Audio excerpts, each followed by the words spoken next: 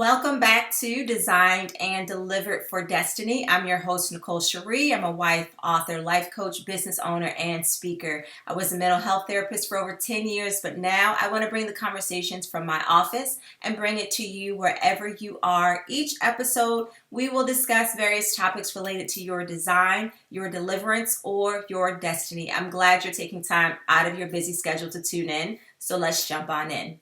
Now, this week, we've been doing a series on family, but this week I would love for us to talk about healthy confrontation within families. So I want to walk you through the steps of healthy confrontation, and hopefully you will experience more fulfilling, intimate, and loving relationships with those around you. And there's a lot to cover, and so let's just go ahead and jump right on in, okay? So when we're talking about healthy confrontation, the very first step for you and the most important thing, that no matter what is happening, no matter what has happened to you, you have to take ownership of your feelings. Now, part of taking ownership is being a student of yourself, right? You have to take time to understand how and why you carry the emotions, the frustration, the thoughts, the imaginations that you are carrying. And your why, it's going to be unique to you. You know, there is always a reason why you are triggered by certain people, situations, or just things in life in general, right? We all have what I would like to call an emotional blueprint. What is this blueprint? Well, some things were conditioned into you from even before you were formed in your mother's womb, but it was enhanced, expanded upon, and modified throughout your life, right? God sent you preloaded with some aspects of your emotional blueprint, and it's pretty obvious when you look at infants, right? And you look at their uniqueness and how even at a young age they react to different stimuli differently, right? Some will care about certain things, whereas others could care less. So part of this blueprint that you have, it's going to consist of things that like you're passionate about. It's going to include your values, you know, your perspective on things like politics, religion, family. It includes a list of your fears, the things that causes you to worry. What is it that you tend to ruminate about? Your blueprint it's that part of you that attracts you to certain people, or even attracts certain people into your life, right? So as you think about your own unique emotional blueprint, consider how the various situations that you went through in life influenced the ways that you see things emotionally, right? For the better or for the worse. And I really want you to take time to think about this. It's very important, because if you can begin to understand the cause and effect relationship of your past, you can then begin to be more intentional about the cause and effect relationship that you want for your future.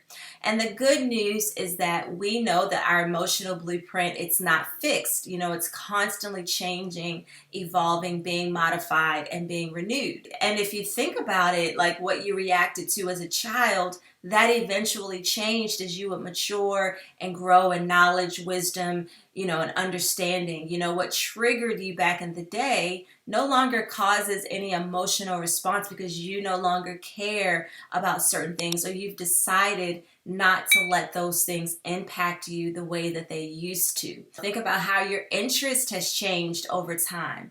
You know, what brought you joy in one season of your life, it's shifted to this newfound passion that you have in this particular season. And this process, it just continues until you die. So as you take time to study yourself and explore your emotional blueprint, you position yourself to be in the driver's seat, not just of your own emotional responses, but your thinking and your decision making, which is very important. You can't control what you don't understand. You know, imagine getting in a car, not knowing how to drive, but you get in and you start that car, you put it in drive, and you hit the gas. That car will take off, and although you are behind the wheel, you are not actually in control, because you don't have an understanding of what to do, which means that most likely eventually you will end up self-destructing. When you choose to not take ownership, you inevitably take on a victim's mentality to life. Choosing to be passive is choosing to be a victim. Think about it. If you remain behind the wheel of a moving car without knowing how to drive, you will be a victim of an accident. And what does that look like for you personally? It looks like having all these unexpected conflicts with people, having to deal with feelings of anxiety and depression, self-sabotaging, having anger, both visible and invisible, right? Avoidance behaviors. It looks like unforgiveness, which we know always leads to health issues, not to mention the plethora of other issues that are connected to those very things that I just mentioned. When you don't take ownership, you become a blamer. It's that person's fault who gave you the keys to get in the car, and that's why you got in that accident. It's not because of those 10 decisions that you made before you actually got in that car and caused it to start moving. There are many consequences that you face when you are not a student of yourself and you don't take ownership for your emotional responses. But I believe that there is actually something that is far more important than just how it impacts you, and that's how it impacts your ability to fulfill your destiny. When you have not taken ownership of your emotional blueprint, you struggle to have the emotional capacity to fulfill the calling that God has on your life. Many people begin their journey to purpose and then they burn out, just unable to finish the race, or they fulfill a portion of what they were given to do, but because they don't have the capacity to finish, then something is left undone. And this not only impacts your life, but it impacts the lives of those who you were called to impact. It affects those systems that you were called to improve that would have allowed people to fulfill their assignments and their calling. So your life, it has a ripple effect, and your choice to address the negative aspects of your emotional blueprint, it is way bigger than you. Now, I've been focusing on you taking ownership because without that step, the others, it really won't matter. With that being said, looking at yourself must always include a spiritual lens. What I mean by that is many of the challenges that you have faced that have become a part of your emotional blueprint, they have a spiritual foundation. We know that a major part of the enemy's battle plan is to do whatever it takes to ensure that the purpose and assignments that God has for you and your family are not fulfilled. So you'll often see that there are similar battles within your family because he's chosen specific types of attacks to place limitation, delay, and distraction against your family. It's not a coincidence that women have struggled with barrenness and infertility issues, or that all the siblings have anger issues. It's not a coincidence that 7 out of the 12 siblings had strokes, or that everyone only seems to make it just enough to get by.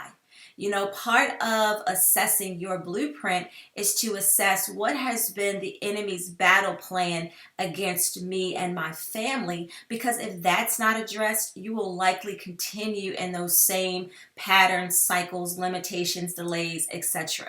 And let's just talk about what it means to address it. It means to confront it, to use prayer, to cancel those things that have been given free reign in your family for generations. It means being intentional about the doors that you open based on the areas of attack. For instance, if your family has a pattern of poverty, then you would go above and beyond to ensure that you gain an understanding of what it takes to rise above poverty and gain wealth. Let's say your family has a history of addiction. You don't want to just avoid that one thing. Maybe it was alcoholism or smoking cigarettes. You don't want to just avoid that one thing that they do. You really have to pay attention to every area of your life where you may have an addiction to something. And think about, how did the enemy approach Eve? He was very subtle. He isn't obvious when he shows up into your life. So he's not going to always come the exact same way as he came at your relatives. So you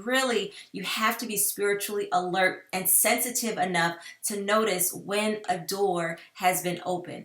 There are many times when doors have been opened in your life because of something that you did knowingly or unknowingly, right? And then there are other things that have just been passed down to you. All of it will affect your emotional blueprint.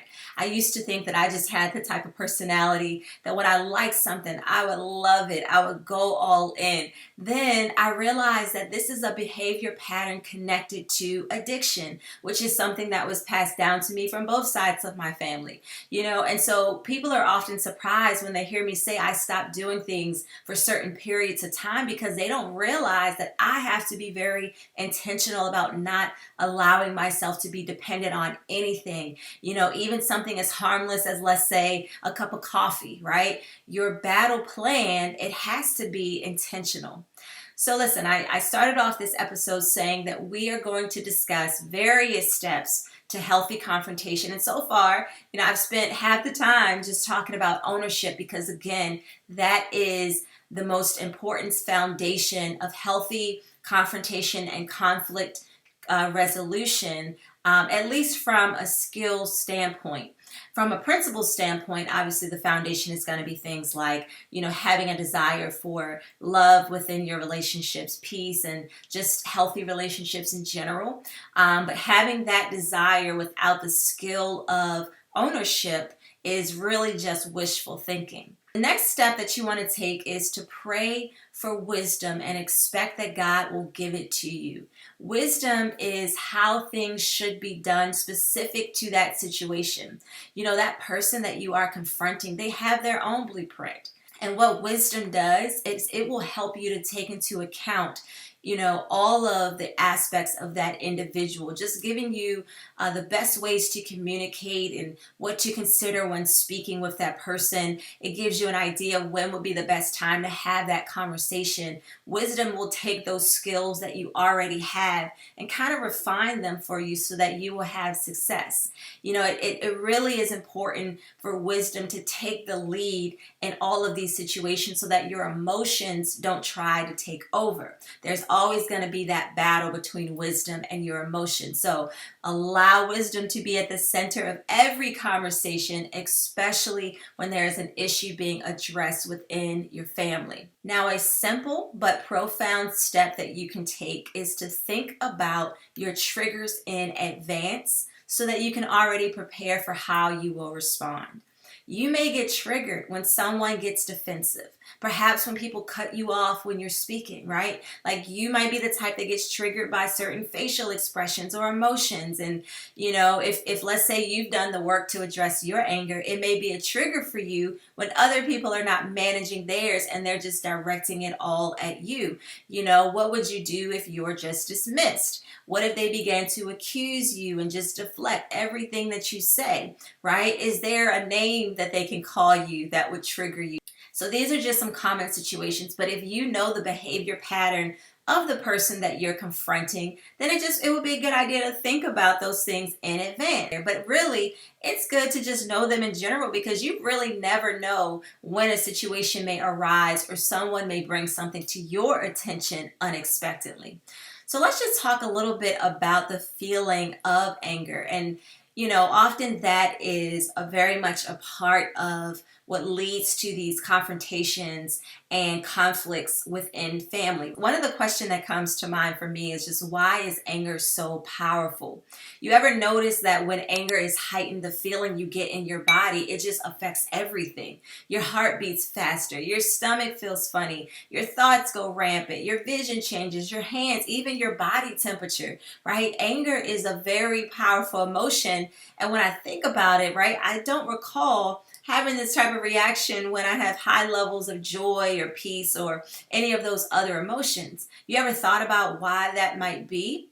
Well, I just have some thoughts to consider, which is that emotions are supposed to trigger us differently because they serve a different purpose in our life. And yes, emotions are designed to serve us, not control us, but we will talk about that another time. So for instance, anxiety, it's an avoidance-based emotion, right? So even if it causes you to want to fight in that moment, you're fighting because you're trying to avoid getting hurt. Joy, it's a celebratory emotion. It's one that puts us in a place of thanksgiving and gratitude and just celebrating God and His goodness in our life, right?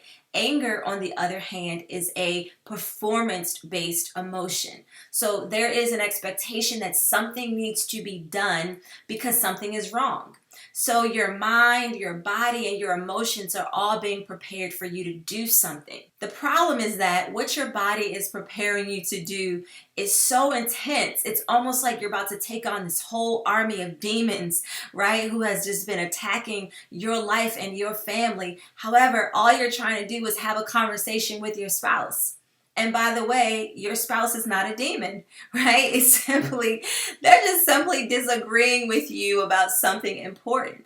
So this is what makes anger so dangerous, because when it's not used appropriately, it becomes more destructive than it is helpful. Most situations in your life where you feel angry, it doesn't require for you to perform. It requires for you to use wisdom, love, patience, and prayer. And even in those situations where anger is appropriate, it still requires wisdom. Think about the sons of Sceva who were just so passionate about destroying the works of the devil in people's lives, right? So they went around driving out demons, which is great, right? But they lacked the wisdom to know what they were spiritually equipped to handle. So they ended up getting beat up by a man with a demon instead of casting it out. So even anger for the right reasons must be controlled and used with wisdom. So then how do you control this powerful force that God has given you? It first starts with an awareness that it can be controlled. Your emotions are just reacting to the blueprint. They have no capacity to think about the consequences. So when you acknowledge that they can be controlled and that you're the best person to control them, then you can begin to subject them to your will and wisdom. Meaning that when that feeling comes in your body, you recognize that you don't have to react to those sensations for them to go away. The feelings are there to serve you only when they're needed. You should always acknowledge that they're there, because when emotions are not acknowledged, they just get louder. But when they are acknowledged, they tend to calm down. So you want to acknowledge them and then take a few deep breaths, because your body is now ready to perform. So your heart is racing, you're sweating, you're getting hot. So take a few seconds to take a few deep breaths from your belly and release that tension that is starting to build. Do not ignore your body, because then you're just going to end up suppressing that energy. And what do you think happens next? It starts to perform on other parts of your body, and then you end up sick or having a weak immune system or dealing with something unexpected. So you have to release it. Sometimes you're going to need to just go for a walk. Sometimes you're going to need to write down your thoughts, sing a song, dance out that energy, that feeling. Avoid things like hitting things or driving. That could be very dangerous to you and other people.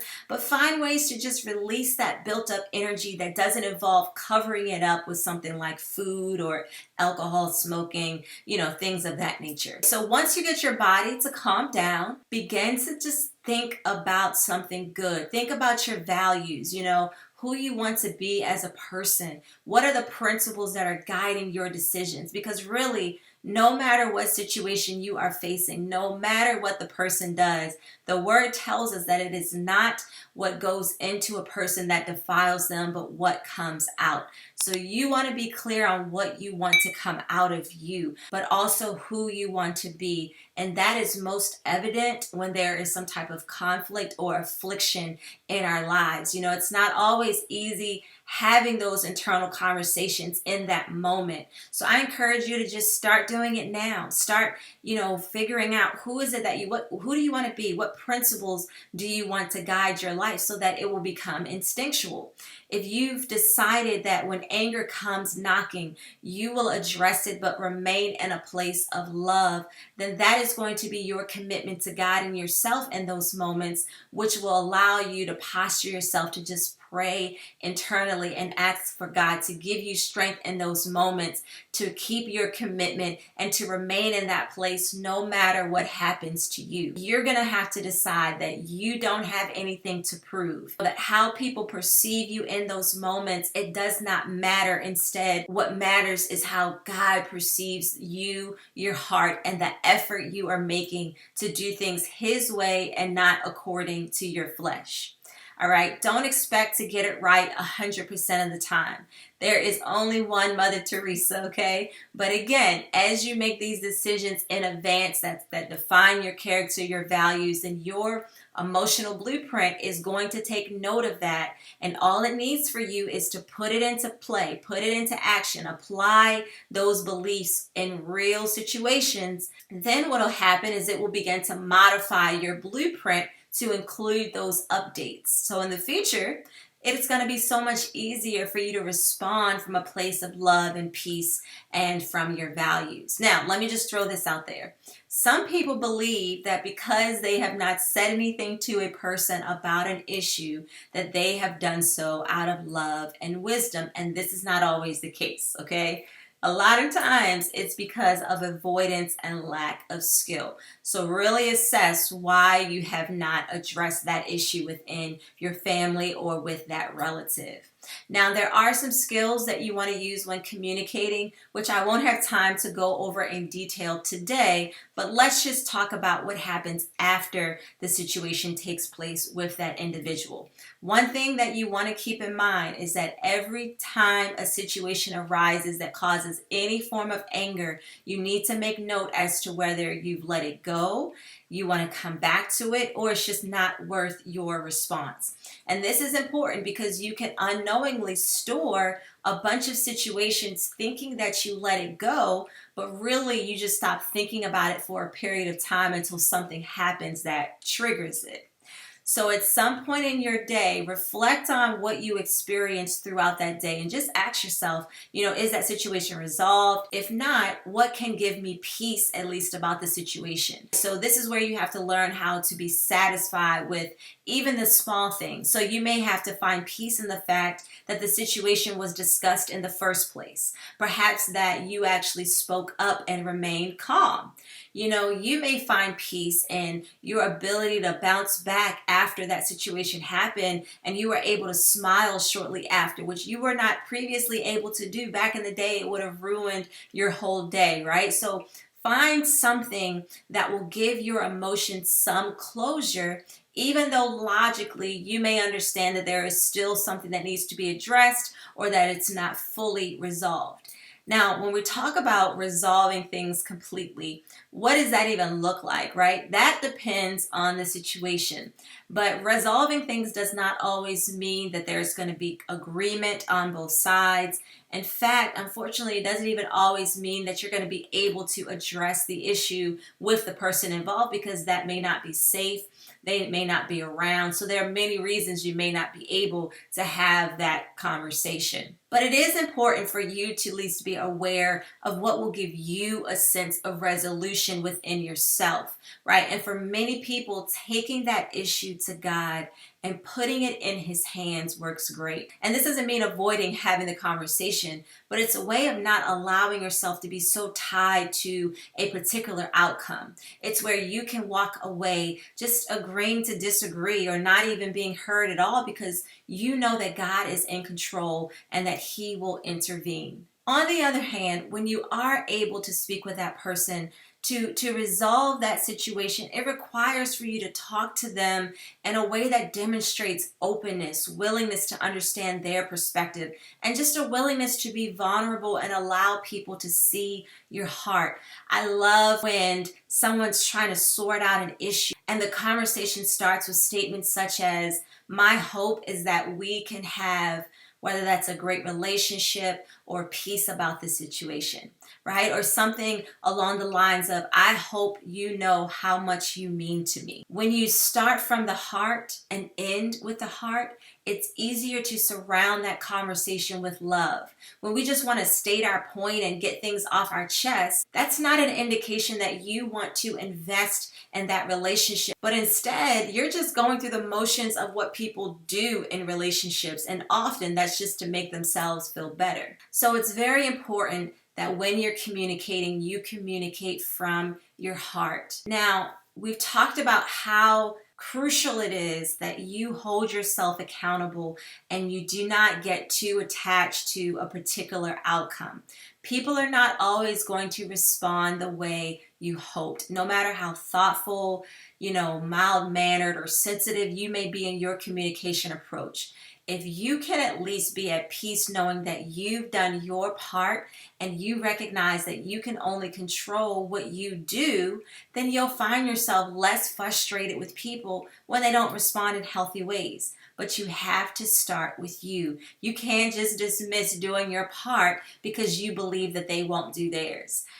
Be the model that you want to see in the world. Be the example that people can use as a reference on how to handle conflict in healthy ways. All that you're sacrificing to be the best version of yourself is not just going to bless your life, but many others who will be able to learn and grow just from engaging with you. You become the person who takes what God has given you and return it back to Him multiplied, because He's going to see all the lives that have been impacted from the fruit of your character. Remember, no family is perfect. Every family will face conflict at some point, but it's time for you to break unhealthy patterns and cycles of avoidance, angry outburst, or passive aggressive behavior. It only takes for one person to change for the cycle to be disrupted. Be the disruptor in your family. It only takes for one person to stand up against the spiritual forces that have been coming against your bloodline for generations. Be that spiritual warrior for your family and destroy every demon or devil that has kept your family stuck and bound in some area. Listen, change doesn't happen overnight, but it certainly can start on this day. All right, you know what time it is. This is the time where we get to discuss a phrase, pattern, or belief that has been a hindrance to many in the culture. But if we eradicate it, it will improve your life, your family, and the community. It's chain breaking time. The behavior pattern that we are addressing this week is ignoring the body sensations that tell you something is going wrong with your health, but reacting to every sensation that is tied to your emotions. How often do we ignore the tension in our shoulders, the headaches, the clenching of our teeth at night, all the many signs that are communicating something is wrong that needs to be addressed? That blurry vision when you eat sugar, or that ache in your leg when you stand up. How often are we dismissing and disregarding those signs, but as soon as a sensation hits us that has to do with anger or anxiety or worrying, we give it our undivided attention. When's the last time that you've treated anxiety like it's optional, like it's not something that has to be addressed? Because truthfully, although we always want to acknowledge our feelings, we don't have to give our full attention to anxiety because it's often not caused by an actual real threat. What we really want to do is give our full attention to the ways that our body is communicating to us on a daily basis to ensure that we are addressing our health and our overall well-being. Yes, the body sensations can be very subtle, and sometimes you actually have to look for them, but it is necessary for you to put forth that effort. And when you do, you will be able to prevent various health challenges before they even arise or before they get worse. So let's stop giving our emotions so much power and instead pay more attention to taking care of our physical bodies. Let me close with a final word of encouragement. The truth is that we are all a big mess until Jesus comes into our lives and cleans us up, making us brand new. Let's not try to be perfect. Instead, just embrace that you are a work in progress just like everyone else. Your judge has already chosen you and decided to use you for his glory despite your flaws, your weaknesses, and your shortcomings. So who are we to judge you and say that you are disqualified because of them? Keep going on the path that he has you on, and know that he who started a good work in you will see it through to completion. Take the next step, but do not stress. It's a process. Until next time, shalom.